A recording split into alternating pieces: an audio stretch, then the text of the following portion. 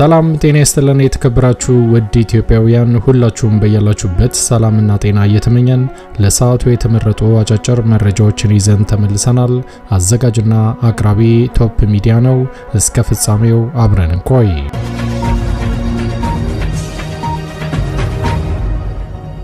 ክቡራን አድማጮች እንደተለመደው ይሄ መረጃ ለፍትህ፣ ለዲሞክራሲ፣ ለእኩልነት ለሚታገሉ ንጹሃን ወገኖቻችን በአጠቃላይ ድምጽ ለመሆን ስለሚረዳ ወዳጆቼ ላይክ በማድረግ እንድትጀምሩ ስል በትህትና ለማስታወስ እወዳለሁ።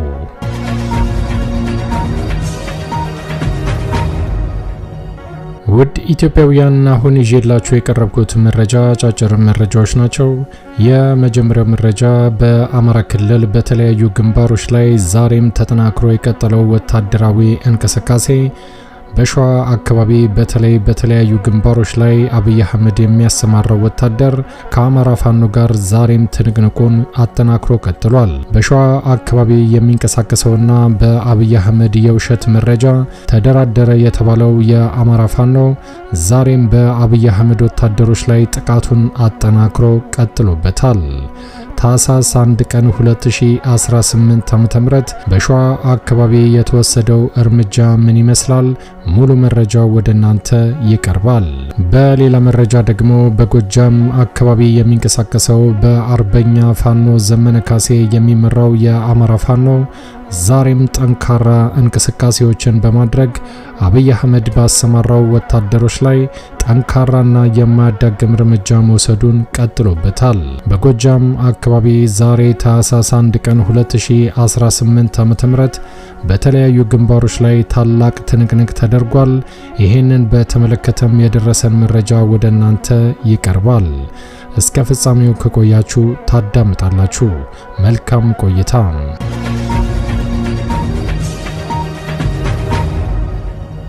ክቡራን አድማጮች ቀዳሚ ወዳደረኩት መረጃ ሳልፍ የአፋብኃው ከፍተኛ አመራር የአማራ ምልክት ተብሎ የሚጠራው ፋኖ አርበኛ ዘመነ ካሴ ወቅታዊ ጉዳይን በተመለከተ የሚከተለውን መግለጫ ይፋ አድርጓል። ዛሬም ለዓላማው የተሰለፈ ልብ፣ ዛሬም የጸና መንፈስ፣ ዛሬም የጋለ ወኔ፣ ዛሬም የእርስ በርስ መከባበርና አንድነት ያስፈልገናል። ድልና ታምር የሚመነጩት እነዚህ ውብ ተራሮች ስር ነውና አርበኛ ፋኖ ዘመነ ካሴ ተወረናል ሲል በመቀጠል ተወረናል፣ የዘር ፍጅት እየተፈጸመብን ነው። ነገር ግን መንፈሳችንና ልባችን አሁንም በእጃችን ነው። መንፈሳችንና ልባችን በእጃችን እስካለ ድረስ በአብይ አረመኔ የጉብል ሰራዊት የተወረረው መሬታችንና ሕዝባችን ነፃ ወጥቶ ህልውናው ይረጋገጣል። ይህም በመሆኑ በጦር ሜዳ በፖለቲካውና በዲፕሎማሲው ግንባር በየቀኑ ጠላታችንን እያሸነፍን ነው።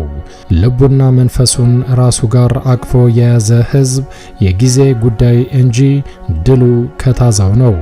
የሚፈልገው ነገር ሁሉ በአጠገቡ ነው። ከራያችን የሚቀዳው ለሰው ልጆች ሁሉ የሚበጀው በጎ ምኞታችን በጥረታችን ይሳካል። በጎ ምኞቶች ዳር ይደርሱ ዘንድ የሚንከባከብ አንዳች አይነት የራሳቸው እግዜር አላቸው።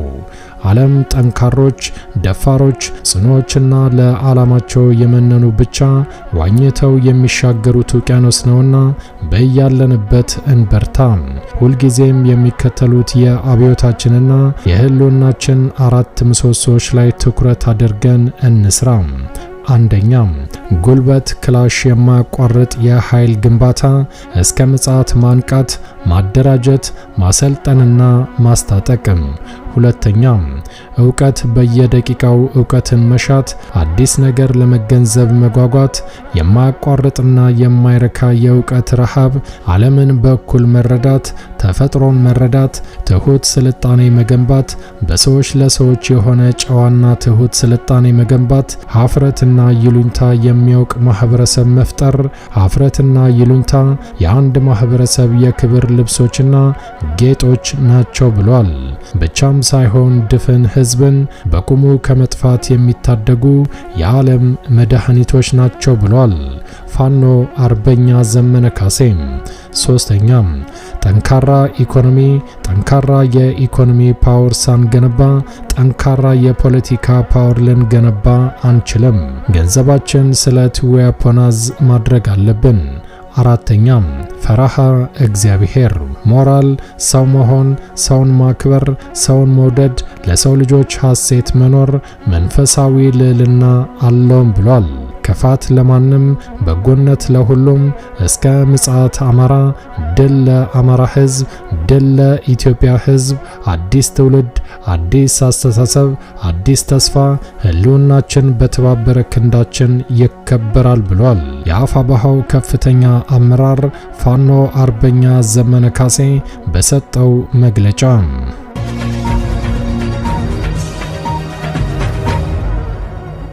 ክቡራን አድማጮች ወደ ግንባር መረጃ ሳልፍ ደግሞ ዛሬ ታህሳስ 1 ቀን 2018 ዓ.ም አፋብኃ ምዕራብ ቀጠና ቴዎድሮስ እዝ የአንጀኔ ከተማን ለመዝረፍ ባሰፈሰፈው አርመኔው ሰራዊት ላይ 99ኛ ክፍለ ጦር የአማራ ፋኖ በወሰደው ጠንካራ እርምጃ ጀብድ እንደተቀናጀ አረጋገጠ።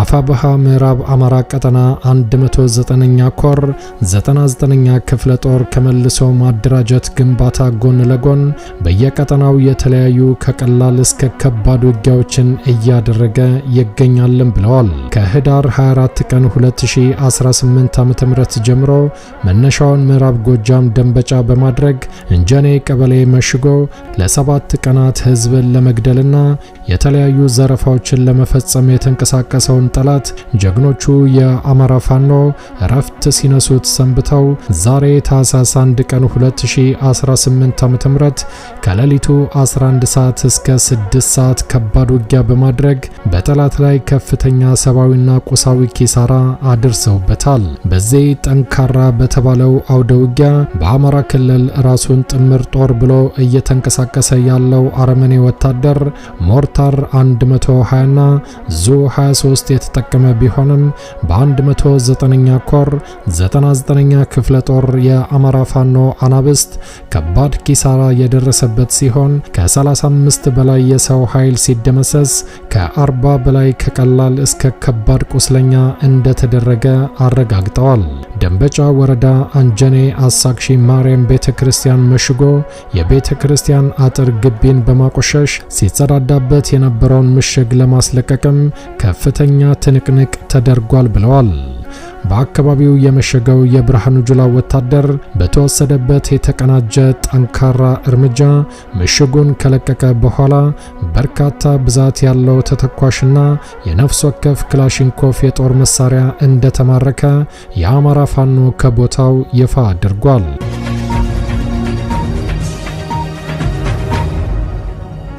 በተጨማሪም የብርሃኑ ጁላ በርካታ ወታደር በተለያዩ ቀጠናዎች በደረሰበት ከባድ የማጥቃት እርምጃ ክፉኛ በመደናገጣቸው ከጥርነፋ ቦታ እየጠፉ ፋኖን የሚቀላቀሉ የመከላከያ ሰራዊት አባላት ቁጥራቸው ዛሬም የትየለሌ ሆኗል። የአማራ ፋኖ ቴዎድሮስ እዝ 201ኛ ኮር 64ኛ ክፍለ ጦር ህዳር 29 ቀን 2018 ዓ.ም በአገዛዙ አረመኔ ወታደር ላይ በወሰደው እርምጃ ድንጋጤ ውስጥ የገቡ የአገዛዙ አባላት ከእነማይ ወረዳና ከሸበል በረንታ ወረዳ ከሚገኘው ራሱን መከላከያ ብሎ ከሚጠራው 6ኛ እዝ 601ኛ ኮር 605ኛ ኮር 14ኛ ክፍለ ጦር 52ኛ ክፍለ ጦር 5ኛ ሬጅመንት 2ኛ ሻምበል ከመረገጭ ከተማ በመክዳት ይበልጣል አዱኛው የሚባል የመከላከያ አባል አንድ ኮሪያ ክላሽ 2 ካዝና ከ120 ጥይቶች ጋር እንዲሁም ከወይራ ቀበሌ ሞላልኝ የሚባል የመከላከያ አባል 2 ኮሪያ ክላሽ ከ150 ተተኳሾች ጋር እንደያዘ አፋብኃ ቴዎድሮስ እዝ 201ኛ ኮር 64ኛ ክፍለ ጦርን ከነሙሉ ትጥቃቸው ተቀላቅለዋል። በተመሳሳይ እስቲበል አዳሙና ጓደኞቹ 44ኛ ክፍለ ጦርን አዲስ ቅዳም ከተማ ከሚገኘው ካምፓቸው ወጥተው 105ኛ ኮር 44ኛ ክፍለ ጦርን ተቀላቅለዋል። የአማራ የሆነን አንገት ሁሉ ለመቅላት ብቻ እንደተዘጋጀ ስረዳ ከመቀደሜ በፊት ቀድሜ የነቁ ወንድሞቼን ፈልጌ ፋኖ ለመሆን መጣሁኝ ብሏል። ህዳር 29 ለ30 2018 ዓ.ም ሌሊቱን አዲስ ቅዳም ከተማ ከሚገኘው የጠላት ካምፓቸው ወጥተው የአፋብኃ ምዕራብ ቀጠና ቴዎድሮስ እዝ 205ኛ ኮር 44ኛ ክፍለ ጦር መቶ አለቃ ኤፍሬም አጥናፉ ሻለቃን ተቀላቅለዋል። እነዚህ የመከላከያ ሰራዊት አባላት ፋኖን ሲቀላቀሉ ደማቅ አቀባበል ተደርጎላቸዋል። ህልውናችን በተባበረ ክንዳችን አፋብሃ ቴዎድሮስ እዝ ህዝብ ግንኙነት መምሪያ ኃላፊ ታህሳስ 1 ቀን 2018 ዓ.ም በላከው መረጃ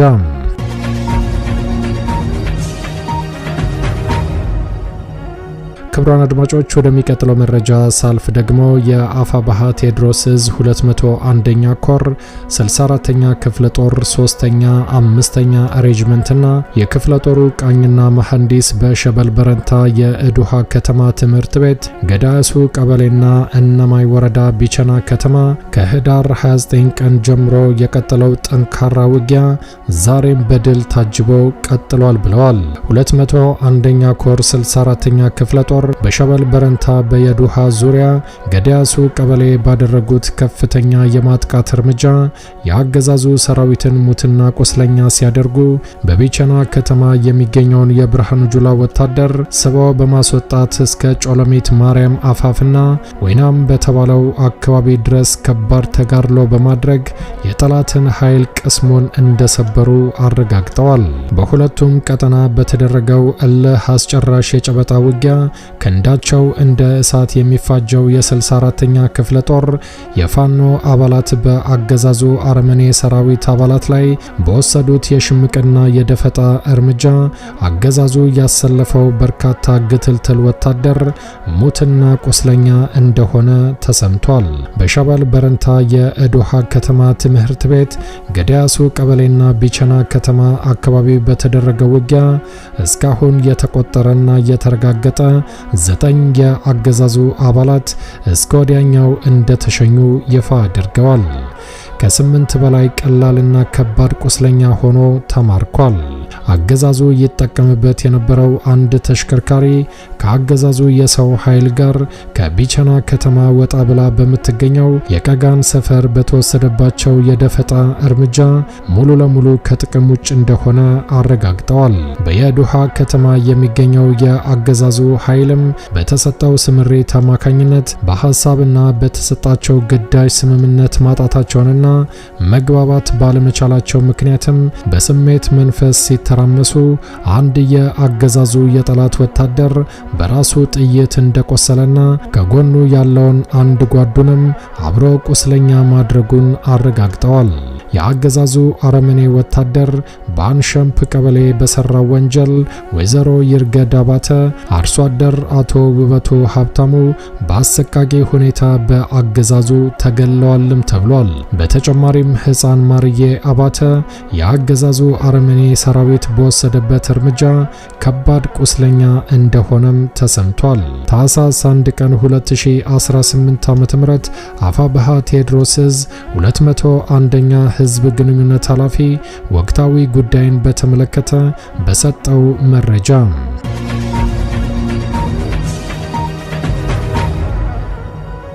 ውድ ኢትዮጵያውያን ወደሚቀጥለው መረጃ ሳልፍ ደግሞ አብይ አህመድ የሚመራው የብልጽግና ፓርቲ ሰሞኑን ከማስረሻ ሰጤ ጋር በባህር ዳር ከተማ መደራደሩ ይታወቃል።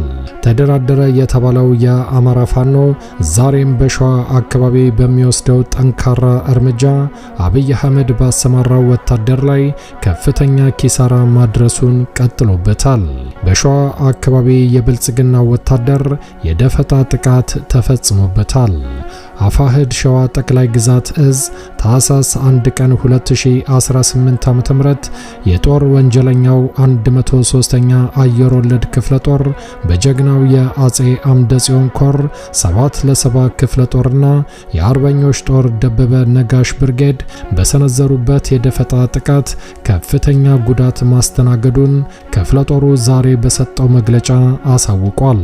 ጠላት የብርሃኑ ጁላ በርካታ ወታደር መነሻውን ከሸዋሮቢት ከተማ በማድረግ ከዞኑ ዋና መቀመጫ ከሆነችው ደብረ ብርሃን ከተማ የብልጽግናውን ካድሬና ሬሽን ለመቀበል ወደ ደብረ ሲና ከተማ በማቅናት ላይ እያለ ልዩ ቦታው አስፋቸው በተባለ አካባቢ በተጠና የደፈጣ ጥቃት ዛሬ ታህሳስ 1 ቀን 2018 ዓ.ም ከረፋዱ 5 ሰዓት ላይ ላይ ከፍተኛ ጉዳት ማስተናገዱን የክፍለ ጦሩ የህዝብ ግንኙነት ክፍል ኃላፊ ፋኖ ኢሳያስ ከበደ ይፋ አድርጓል። የአፋሕድ ሸዋ ጠቅላይ ግዛት እዝ አጼ አምደ ጽዮን ኮር 7 ለ7 ክፍለ ጦርና ናሁሰናይ ሻለቃ የክፍለ ጦሩ ቃኝ እንዲሁም ደግሞ በቀጠናው የሚገኙት የሸዋ ጠቅላይ ግዛት እዝ የአርበኞች ጦር ሰራዊት ከደበበ ነጋሽ ብርጌድ ጋር በመናበብ በሰሩት የተሳካ የደፈጣ ጥቃት በአራት ኦራል መኪና ሲጓዝ የነበረ የ103ኛ አየር ወለድ ክፍለ ጦር አባላት ከፍተኛ ጉዳት ደርሶባቸዋል። የጦር ወንጀለኛው የብልጽግና ወታደር የጀግናው ሰራዊታችንን ክንድ መቋቋም ሲያቅተው የሀገር አቋራጭ መኪኖችን በማስቆምና የህዝብ ትራንስፖርት መኪኖችን በማስገደድ ከለላ በማድረግ የተለመደ ተደጋጋሚ የጦር ወንጀል ዛሬም እየፈጸመ ይገኛል ብለዋል። ይህ በእንዲህ እንዳለ ሰሞኑን የአልሞት ባይ ተጋዳላይ አቅሙን ለማሳየት የሞከረው የሰሜን ምስራቅ እዝ 801ኛ ኮር 45ኛ ክፍለ ጦርና የአገዛዙ ጥምር የብልጽግና ዙፋን አስጠባቂ ወራሪ ኃይል ከወሎ ቤተ አማራ ደንገር ከተማ በጀግናው የአማራ ፋኖ ሰራዊታችን በተደጋጋሚ በተወሰደበት ጠንካራ እርምጃ ተደጋጋሚ ሽንፈት በማስተናገድና የተቀረውም ከበባ ውስጥ በመግባቱ ከቀጠናው ተጠራርጎ እንደጠፋ የአማራ ፋኖ ሸዋ ጠቅላይ ግዛት እዝ አጼ አምደ ጽዮን ኮር የገለጸ ሲሆን መላው የደንገርና አካባቢው በሙሉ ከሁሉም አደረጃጀቶች በተውጣጡ የፋኖ ሰራዊት ሙሉ በሙሉ በቁጥጥር ስር እንደገባ ዛሬ ታህሳስ 1 ቀን 2018 ዓ.ም ኮሩ በሰጠው መግለጫ አረጋግጧል። በሸዋ አካባቢ ተደራደረ የተባለው የአማራ ፋኖ በአብይ አህመድ ወታደሮች ላይ የማያዳግም እርምጃ መውሰዱን ቀጥሎበታል። ክብርና ሞገስ ለትግሉ ሰማዕታት፣ ድል ለአማራ፣ ድል ለአማራ ፋኖ።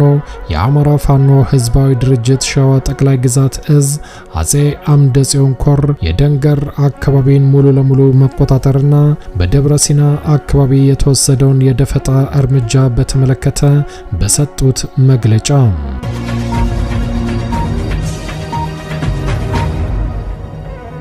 የተከበራችሁ ክቡራን አድማጮች ለሰዓቱ ያዘጋጀነው አጫጭር መረጃ ይሄን ይመስል ነበር። እንደወትሮው ለማስታወስ እንወዳለን ለቻናሉ አዲስ ከሆናችሁ ሰብስክራይብ በማድረግ የደውል ምልክቷን በመጫን ፈጣንና ታማኝ መረጃዎችን መከታተል ይችላሉ። አዘጋጅና አቅራቢ ቶፕ ሚዲያ ነበር። በሌሎች አጫጭር መረጃዎች እስከምንገናኝ ቸር ያሰማን። ኢትዮጵያ ለዘላለም ትኖር። ዘረኝነት ይውደም።